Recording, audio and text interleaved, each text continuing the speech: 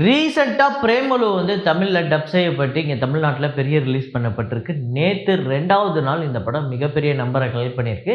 எவ்வளோ அப்படிங்கிறது இந்த வீடியோவில் பார்ப்போம். அப்புறம் நேற்றுமே மிகப்பெரிய நம்பர் கிட்டத்தட்ட 2 கோடிக்கு மேலே மஞ்சுமல் பாய்ஸ் தமிழ்நாட்டில் வந்து வசூல் பண்ணியிருக்கு. மஞ்சுமல் பாய்ஸ் அப்புறம் பிரேமலு இந்த 2 படங்களோட டோட்டல் கலெக்ஷன் எவ்வளோ, அதுக்கப்புறம் இப்போ ரீசெண்டாக ரிலீஸ் ஆன தமிழ் படங்கள், அதில் முக்கியமாக காடு வெட்டி அப்படிங்கிற படம். ஸோ காடு வெட்டி நடுநாட்டு கதை அந்த படத்தோட 2வது நாள் வசூல், 2 நாள் டோட்டல் வசூல், இன்னும் சில படங்கள். அப்புறம் குங்ஃபு பாண்டா 4 அந்த படம் வந்து நேற்றுமே பெரிய கலெக்ஷன் எடுத்திருக்கு இந்தியாவில். அது எவ்வளோ அப்படிங்கிறத பார்ப்போம். அது மட்டும் இல்லாமல் தமிழ்நாட்டில் டாப் 5 பாக்ஸ் ஆஃபீஸ் எந்தெந்த படம் எந்தெந்த இடத்த பிடிச்சிருக்கு அப்படிங்கிறத பார்ப்போம். ஸோ வீடியோக்குள்ள போகிறதுக்கு முன்னாடி நம்ம சேனலை நீங்கள் சப்ஸ்கிரைப் பண்ணலாட்டினா பண்ணிவிடுங்க. பக்கத்தில் இருக்க பெல் ஐகானை அப்படியே ப்ரெஸ் பண்ணிவிடுங்க. வாங்க வீடியோக்குள்ளே போகலாம்.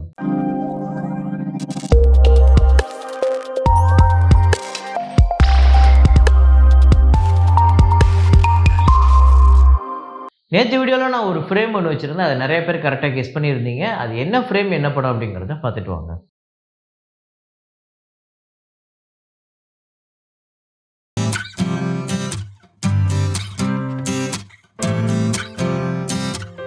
ஆமாங்க, சென்னை 28 தான். சென்னை 28ல் வந்து அந்த அட்டியே டோட்டலாக அந்த எல்லா ஃப்ரெண்ட்ஸும் சேர்ந்து அந்த கிரவுண்டுக்குள்ளே தான் வந்து சுற்றிக்கிட்டு இருப்பாங்க. கிரவுண்ட்லேயே தான் அட்டி போட்டுட்டு இருப்பாங்க. அதுக்கப்புறம் ஒரு சின்ன சண்டையால் எல்லோரும் பிரிஞ்சு யாருமே கிரிக்கெட்டு கிரவுண்டு பக்கமே போக மாட்டாங்க. ஸோ அப்போ அது எடுத்தோடனே அது ஒரு ஃப்ரேமாக அந்த பாட்டில் காமிச்சிருப்பாங்க. நட்புக்குள்ளே பிரிவுன்றது அப்படிங்கிற அந்த பாட்டு ஆரம்பிக்கும் போதே அந்த ஸ்டெம்ப்பு அடித்த இடம் வந்து ஒரு 3 ஹோல் இருக்கும். ஸோ அது வந்து ரொம்ப சூப்பரான ஒரு ஃப்ரேம், பார்க்குறதுக்கே நல்லா இருந்தது.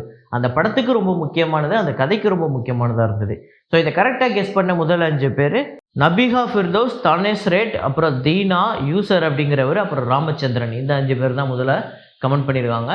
இன்றைக்கி ஒரு ஃப்ரேம் ஒன்று வச்சுருக்கேன், அதை கெஸ் பண்ணுங்கள்.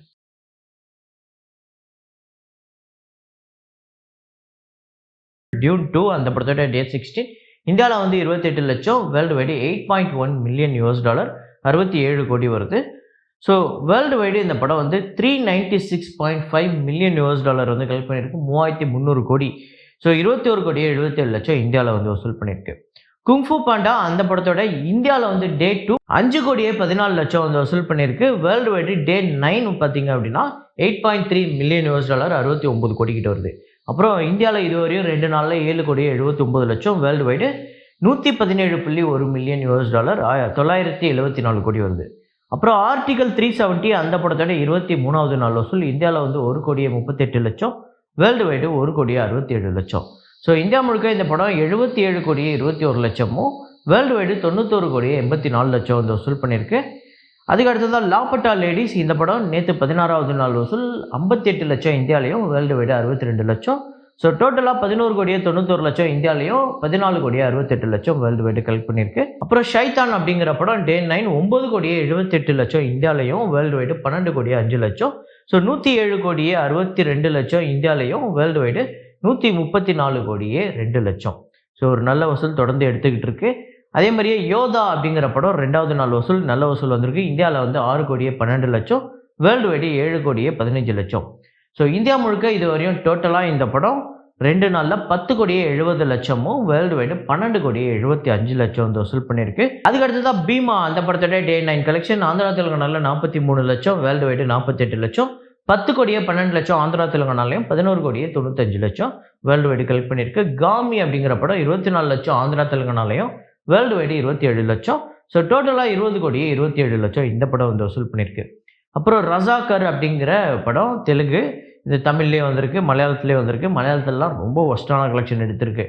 ஸோ 46 லட்சம் ஆந்திரா தெலுங்கானாலையும், வேர்ல்டு வைடு 50 லட்சம். இதில் தமிழ்நாட்டில் 2 லட்சம் வந்து வசூல் பண்ணியிருக்கு. அப்புறம் டோட்டலாக 91 லட்சம் ஆந்திரா தெலுங்கானாலையும், வேர்ல்டு வைடு 1 கோடியே 1 லட்சம். தங்கமணி அப்படிங்கிற மலையாள படம் டே 10 கேரளாவில் 8 லட்சம், வேர்ல்டு வைடு 9 லட்சம். ஸோ டோட்டலாக 3 கோடியே 31 லட்சம் இந்த படம் வந்து வசூல் பண்ணியிருக்கு 10 நாளில். ஸோ 10 நாளில் 3 கோடி 31 லட்சங்கிறது ஒரு மோசமான கலெக்ஷனாக தான் இருக்குது. இந்த படம் 7.5 கோடி பட்ஜெட்டு. ஸோ எவ்வளோக்கு வியாபாரமாக இருக்குதுன்னு பார்த்தீங்கன்னா ஒரு 4.5 கோடி கிட்ட வியாபாரமாக இருக்குது. கண்டிப்பாக இந்த படம் ஒரு தோல்வி படமாக தான் அமையுது. அப்புறம் பிரேமலு படத்தோட டே 37 கேரளாவில் 1 கோடியே 12 லட்சம், தமிழ்நாட்டில் 72 லட்சம், ஆந்திரா தெலுங்கானாவில் 75 லட்சம், வேர்ல்டு வைடு 3 கோடியே 14 லட்சம்.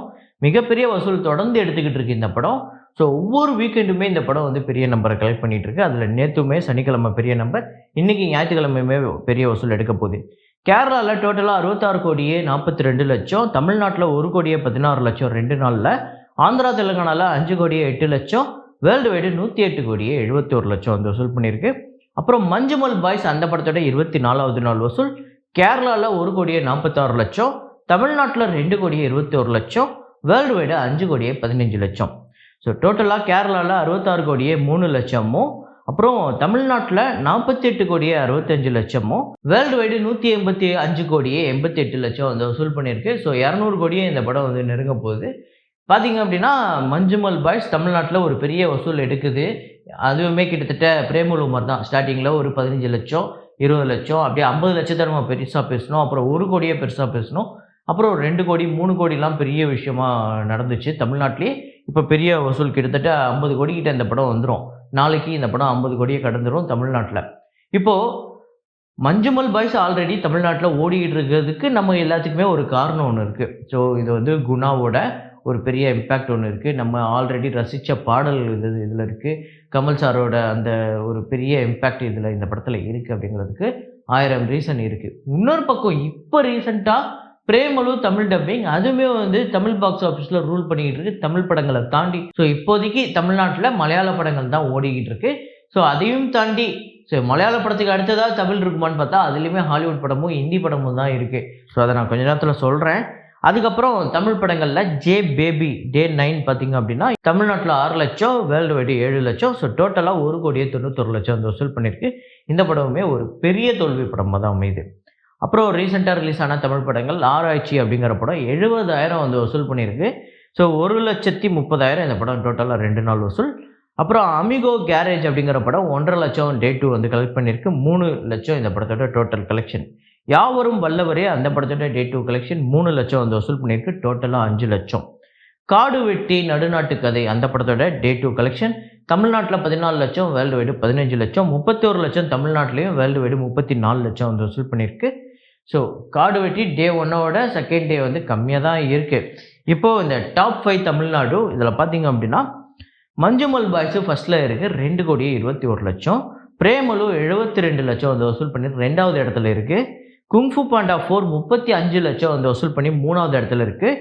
காடு வெட்டி நடுநாட்டு கதை வந்து 14 லட்சம் 4வது இடத்துல இருக்குது. டியூன் 2 பார்த்திங்க அப்படின்னா 12 லட்சம் 5வது இடத்துல இருக்குது. இதில் 4வது இடத்துல ஒரு தமிழ் படம் தமிழ்நாட்டில் இருக்குது. அதுக்கு முன்னாடி வந்து ஹாலிவுட் படமும் மலையாள படமும் இருக்குது. ஸோ இப்போதைக்கு இதுதான் நிலமை. இப்போது இந்த படங்கள்லாம் வந்திருக்கு. இந்த படங்கள்லாம் பெரிய வசூல் எடுக்கல. அதுலேயும் சில படங்கள் ரொம்ப டிசாஸ்டராக அமைஞ்சிருக்கு. ஸோ இப்போ ரீசெண்டாக நான் இந்த பிப்ரவரி மார்ச்சோட டேட்டாவெல்லாம் எடுத்து பார்க்கும்போது சத்தியமாக சொல்கிறேன், ஹிட்டுங்கிறத விட்டுருங்க, ஃப்ளாப்புன்னு வெர்டிக்ட் போடுறதுக்கே இங்கே 1-2 படம் தான் இருக்குது. ஏன்னா மீதி எல்லாமே டிசாஸ்டராக தான் அமைஞ்சிருக்கு. ஸோ அதுதான் அதை வரப்போகிற நாட்களில் நம்ம ரொம்ப தெளிவாக பார்ப்போம். இப்போதைக்கு சொல்லுங்கள், இப்போதைக்கு பிரேமலு வந்து தமிழ்நாட்டில் லைஃப் டைம் எவ்வளோ கலெக்ஷன் எடுக்கும், இந்த வீக்கெண்டில் எவ்வளோ கலெக்ஷன் எடுக்கும் அப்படிங்கிற உங்களோட ப்ரிடிக்ஷனை சொல்லுங்கள். மஞ்சுமல் பாய்ஸு தமிழ்நாட்டில் லைஃப் டைம் எவ்வளோ கலெக்ட் பண்ணுறதுக்கு வாய்ப்பு இருக்குது? ஒரு பக்கம் இந்த படம் 70 கோடி தமிழ்நாட்டில் எடுக்கும்னுலாம் சொல்கிறாங்க. அது வரையும் நம்மளுக்கு படமே இல்லைன்னா வேறு வழி இல்லை. அது வரையும் வேறு எந்த படமும் இல்லை. இந்த மாதிரி செட்டாக இந்த மாதிரி 50,000 60,000 வசூல் பண்ணுற படங்கள்லாம் வருது. ஒரு ஷோ 2 ஷோ தான் கிடைக்குது அப்படின்னா அவ்வளோதான் நிலமை. இல்லை வேறு ஏதாவது ஒரு பெரிய படம் ஏதோ ஒன்று நம்ம சொல்லிக்கிற அளவுக்கு ஏதோ ஒரு படம் வருது அப்படின்னா, இல்லை ஓரளவுக்கு சொல்லிக்கிற மாதிரி ஒரு ஹீரோவோட படம், இல்லை சொல்லிக்கிற மாதிரி ஏதோ ஒரு பெரிய ப்ரொமோஷன் பண்ணி ஒரு படம் வருதுன்னா கூட அதுக்கு கொஞ்சம் ஸ்க்ரீன்ஸை ஒதுக்குவாங்க. படம் நல்லா இருக்குங்கிற பட்சத்துக்கு பெரிய வசூல் எடுக்கும். ஸோ அதுதான் உண்மை. ஸோ இதை பற்றி உங்களோட கருத்து என்ன அப்படிங்கிறத கமெண்ட்டில் போடுங்க. இதே மாதிரி ஒரு வீடியோவில் இதே மாதிரி கலெக்ஷன் ரிப்போர்ட்டில் மீண்டும் நான் உங்களை சந்திக்கிறேன். Signing off Rahman.